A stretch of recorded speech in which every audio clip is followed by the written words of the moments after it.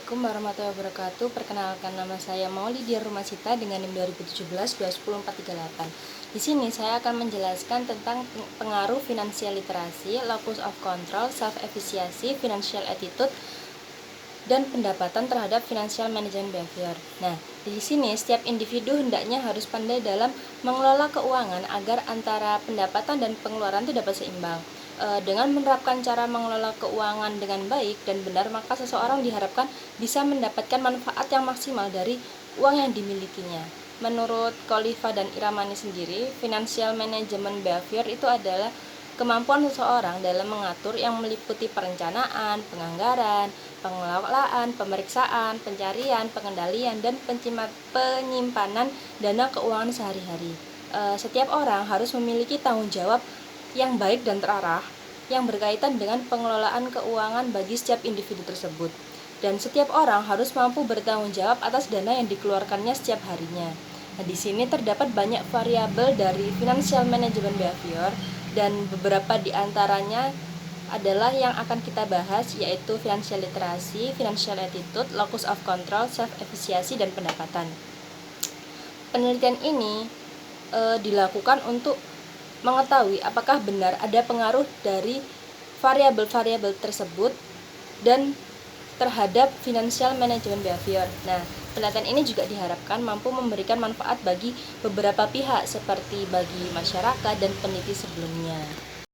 Nah, berikutnya saya akan menjelaskan tentang landasan teori dan pengaruhnya terhadap financial management behavior. Menurut Khalifa dan Iramani, financial management behavior adalah kemampuan seseorang yang secara mendasar dapat mengatur dana keuangan sehari-hari secara efektif berdasarkan perencanaan, penganggaran, pemeriksaan, pengelolaan, pengendalian, pencarian, dan penyimpanan. Menurut OJK, finansial literasi adalah pengetahuan, keterampilan, dan keyakinan yang mempengaruhi sikap dan perilaku untuk meningkatkan kualitas pengambilan keputusan dan pengelolaan keuangan dalam rangka untuk menciptakan kesejahteraan. Finansial literasi tidak hanya mampu membuat mereka menggunakan uang dengan bijak, namun juga dapat memberi manfaat pada ekonomi. Jadi, konsumen yang memiliki pengetahuan keuangan yang bagus akan mampu menggunakan uang sesuai dengan kebutuhan mereka, sehingga akan mendorong para produsen dan untuk membuat produk atau jasa yang lebih berguna dan sesuai dengan kebutuhan seseorang. Variabel berikutnya ada financial attitude. Financial attitude menurut Irene dan Lady adalah keadaan pikiran, pendapat, serta penilaian tentang keuangan. Nah, pemahaman tentang sikap keuangan dapat membantu seseorang untuk mengerti apa yang dipercaya terkait dengan hubungan dirinya dengan uang. Nah, Marx juga menyatakan bahwa perilaku keuangan pribadi seseorang timbul dari sikap keuangannya. Individu yang tidak bijaksana dalam menanggapi masalah keuangan pribadinya akan cenderung memiliki perilaku keuangan yang buruk. Jadi, dengan perilaku keuangan yang baik, seseorang akan mampu untuk mengelola keuangan dengan baik pula. Variabel berikutnya ada locus of control. Locus of control merupakan bagaimana seseorang memandang suatu peristiwa dan bisa atau tidaknya seseorang mengendalikan peristiwa yang terjadi pada dirinya. Individu yang memiliki keyakinan bahwa nasib atau kejadian dalam kehidupannya berada di bawah kontrol dirinya, dikatakan individu tersebut memiliki internal locus of control. Semakin individu memahami bahwa kontrol diri merupakan faktor yang berperan penting dalam keberhasilan mengelola keuangan, maka secara tidak langsung individu akan mendapatkan kesejahteraan keuangan dan terhindar dari masalah keuangan. Nah, variabel yang berikutnya adalah self-efficacy. Menurut Hira dan Laur menyebutkan faktor utama yang mempengaruhi perilaku konsumen adalah self-efficacy. Uang menimbulkan kepercayaan untuk kemampuan menghadapi situasi yang berhubungan dengan keuangan. Nah, dalam melaksanakan suatu pekerjaan, seseorang harus memiliki keterampilan serta rasa percaya diri pada kemampuan yang dimilikinya. Keyakinan terkait self-efficacy turut menentukan cara seseorang berperilaku. Jadi semakin tinggi tingkat efikasi diri atau keyakinan tingkat individu, maka semakin baik atau bertanggung jawab individu tersebut dalam mengelola keuangan. Variabel yang terakhir adalah pendapatan.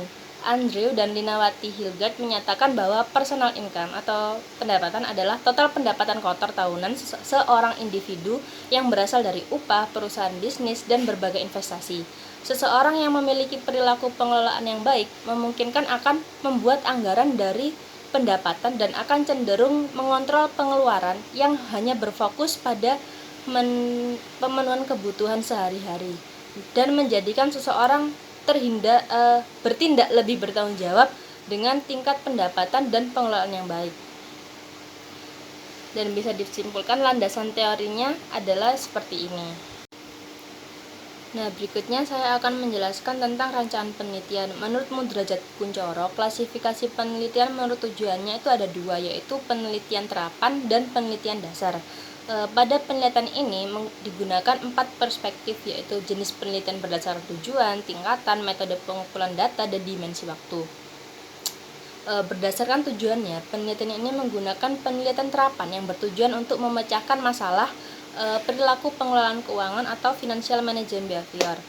Berdasarkan jenis penelitian berdasarkan tingkatannya, penelitian ini akan menguji hipotesis yang mana menjelaskan tentang hubungan yang ada antara 5 faktor, yaitu financial literacy, locus of control, self-efficacy, financial attitude, dan pendapatan. Nah, berikutnya adalah berdasarkan metode pengumpulan datanya. Penelitian ini menggunakan data primer, di mana penelitian ini menggunakan kuesioner yang diberikan kepada responden.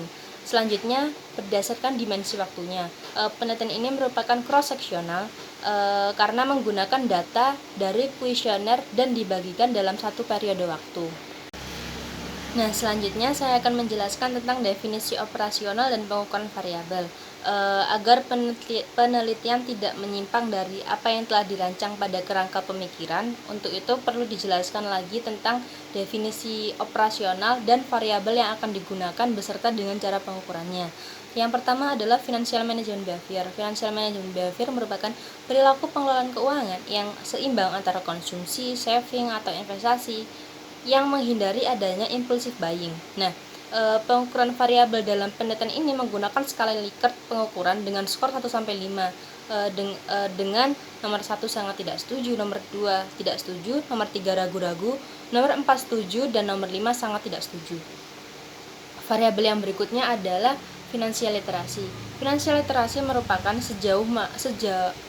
ukuran sejauh mana seseorang mengetahui informasi dan perkembangan general knowledge tentang keuangan, saving, dan investasi yang dapat membantu dalam memberikan pemahaman tentang pengelolaan keuangan dan peluang untuk mencapai kehidupan yang lebih sejahtera di masa yang akan datang. Pengukuran finansial literasi ini menggunakan skala ordinal, yaitu dengan membagi jumlah jawaban yang benar dengan jumlah soal yang ada. Variabel berikutnya yaitu locus of control. Locus of control internal merupakan individu dengan keyakinan bahwa jika mereka bekerja keras, mereka akan berhasil, dan percaya bahwa orang yang gagal adalah karena kurangnya kemampuan atau motivasi. Pengukuran variabel locus of control ini menggunakan skala Likert pengukuran dengan skor 1-5 seperti yang saya jelaskan barusan. Lalu ada self-efficacy. Self-efficacy merupakan suatu keyakinan atau kepercayaan diri individu mengenai kemampuannya untuk mengorganisasi, melakukan suatu tugas, mencapai suatu tujuan, menghasilkan sesuatu, dan mengimplementasi tindakan untuk mencapai kecakupan tertentu. Nah, pengukuran variabel dalam penelitian ini menggunakan skala Likert pengukuran dengan skor 1-5 seperti yang tadi juga. Berikutnya ada financial attitude. Financial attitude merupakan sikap atau financial attitude merupakan implikasi dari prinsip-prinsip keuangan untuk menciptakan dan mempertahankan nilai melalui pengambilan keputusan yang tepat dan pengelolaan sumber daya. Pengukuran variabel ini menggunakan skala Likert pengukuran dengan skor 1-5 seperti yang tadi juga. Yang berikutnya adalah pendapatan. Pendapatan adalah pendapatan kotor dari penghasilan pribadi seseorang yang berasal dari upah, perusahaan bisnis, dan berbagai investasi. Total pendapatan dapat diukur berdasarkan pendapatan dari semua sumber, dan komponen terbesar dari total pendapatan adalah upah atau gaji. Pengukuran variabel dalam penelitian ini menggunakan skala indikator pengukuran dengan skor 1-5, yaitu nomor 1 di bawah 2 juta, nomor 2 2 juta sampai kurang dari 3 juta, nomor 3 3 juta sampai kurang dari 4 juta, dan nomor 4 4 juta sampai kurang dari 5 juta, dan yang terakhir 5 juta atau lebih. Berikutnya saya akan menjelaskan tentang populasi, sampel, dan teknik pengambilan keputusan. Dalam penelitian ini, populasi yang digunakan adalah masyarakat yang bertempat tinggal di kota Surabaya. Lalu, teknik pengambilan sampel pada penelitian ini adalah dengan menggunakan teknik purposive sampling dan convenience sampling. Teknik pengambilan purposive sampling adalah karena pemilihan sampel dilakukan berdasarkan tujuan tertentu yang disesuaikan dengan tujuan penelitian. Jadi tidak semua anggota populasi terpilih menjadi sampel. Yang digunakan hanya sampel yang sesuai dengan kriteria yang telah ditentukan. Kriteria sampel dalam penelitian ini adalah yang pertama, responden adalah masyarakat yang bertempat tinggal di kota Surabaya, dan yang kedua adalah memiliki pendapatan atau dia menerima uang saku.